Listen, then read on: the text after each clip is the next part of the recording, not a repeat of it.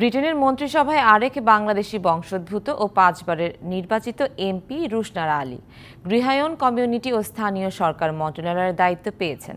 লন্ডনের বাংলাদেশি অধ্যুষিত tower হ্যামলেটসের Bethnal green এবং স্টেপনি আসন থেকে পঞ্চমবারের মতো সংসদ সদস্য নির্বাচিত হন তিনি। তবে প্রথমবারের মতো ব্রিটেনের মন্ত্রিসভার পদ পেলেন রুশনারা।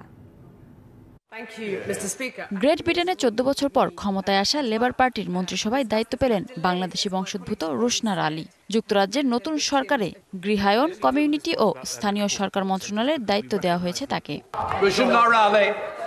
রুশনারা আলীর জন্ম সিলেটের বিশ্বনাথ উপজেলার ভুরকি গ্রামে। যখন তার বয়স 7 বছর তখন তিনি পরিবারের সাথে পাড়ি জমান যুক্তরাজ্যে।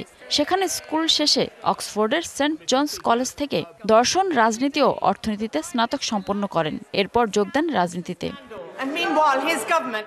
টাওয়ার হ্যামলেটসের বেথনাল গ্রিন অ্যান্ড বো আসনে 2010 সাল থেকে লেবার পার্টির মনোনয়নে সংসদ সদস্য নির্বাচিত হয়ে আসছেন রুশনারা আলী। এবার তার নিকটতম প্রতিদ্বন্দ্বীকে 15,896 ভোটে হারিয়ে নির্বাচিত হন তিনি।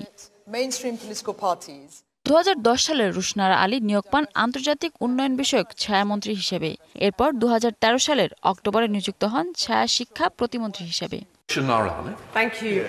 এবারের যুক্তরাজ্যের আগাম জাতীয় নির্বাচনে লেবার পার্টি থেকে 8 বাংলাদেশি বংশোদ্ভূত নির্বাচন করলে তাদের মধ্যে 4 জন প্রার্থী বাজিমাত করেন। রুশনারা আলী, টিউলিপ সিদ্দিক ছাড়া বাকি দুজন হলেন রূপা হক ও আফসানা বেগম।